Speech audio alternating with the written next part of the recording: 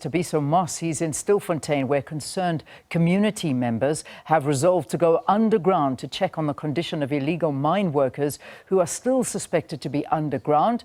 We've also got Pimani Beloy, who's in Gamanja in Limpopo, where the Department of Education there, the MEC, will monitor the return of food vendors within school premises. So that's where we're going. Let's start with the Northwest. 5 illegal mine workers have been retrieved alive from a mine shaft in Stilfontein in the northwest. They were assisted by local residents who volunteered to go underground and help them.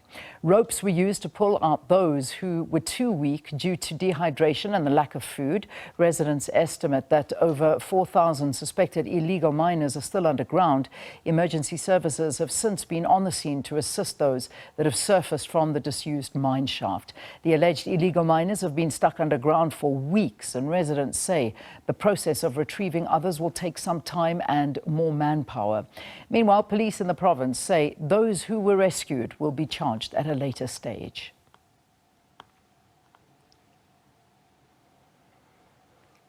Well, as we mentioned, Thabiso Moss, our SABC News reporter, is at Stilfontein. Let's get the latest developments from him. Thabiso, perhaps more of an update since we last spoke to you. What's happening at the moment?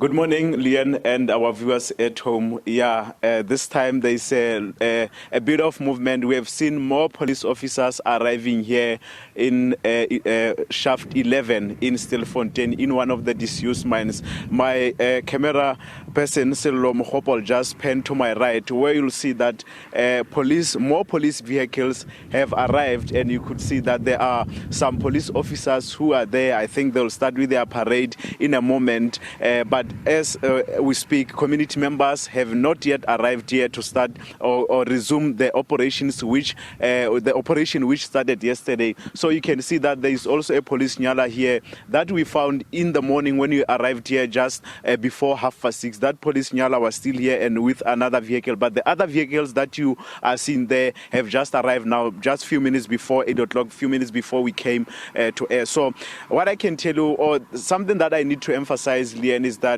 those who are rescuing these illegal miners are doing that from the surface. They are on the surface, but they just use the rope to pull them from underground. They are not going underground, these community members who are rescuing the illegal miners. As you have alluded, that there are now 5 illegal miners who have been rescued and brought to the surface since yesterday on day 1 of this rescue operations. A very difficult operation, Leanne. We must emphasize that also, as we have heard that those who are part of this operation, those community members, they are saying this might take very long, even up to 6 months. That's what they tell us, that the operation might continue for 6 months. And maybe just to give you more information about these illegal miners, or some of those who are trapped underground. Yesterday we spoke to some of the family members of the trapped illegal miners. They are telling us that one of the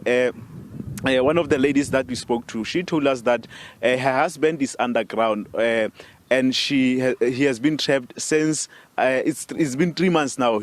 She hasn't spoken to him in the past 3 months. So you can tell that the situation is not looking good, as we've already alluded to their health, that they have been getting food as well as water. So some of them, or many of them, are dehydrated. But maybe just to tell you that not far from here where we are, maybe a kilometer or 2, that's where we've seen some illegal miners emerging, coming to the surface.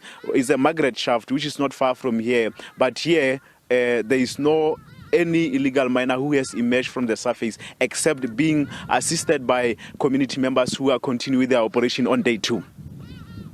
One would imagine 6 months. I can't imagine that those trapped underground can survive for that long. It's a miracle they've survived if all supplies are being cut off to them anyway. Thabiso? Yes, indeed, Leanne, it's been months. It's a very long time to be trapped underground, and like you saying that food supply was cut. We have seen that police have stopped those who were giving them food as well as water. Hence, you've got this situation of community members saying this is not good for their health. We can't just allow this situation to continue. We know that those people are very weak health-wise because they haven't been getting water as well as food and other supplies. So hence they are saying there is a need for these people to be rescued because these are our family members.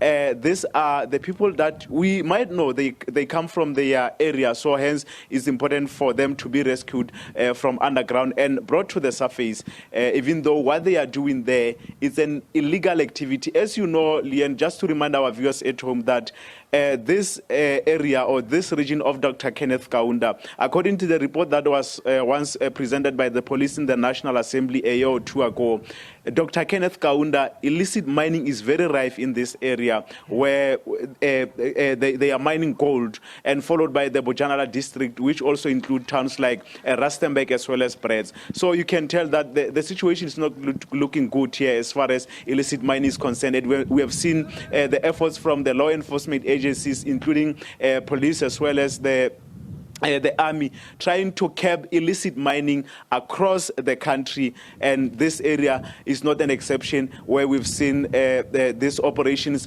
ongoing in this Dr. Kenneth Kaunda region. Yeah, Thabiso, thank you. Thanks so much for updating us on what's going on there. And this certainly is, a very difficult story.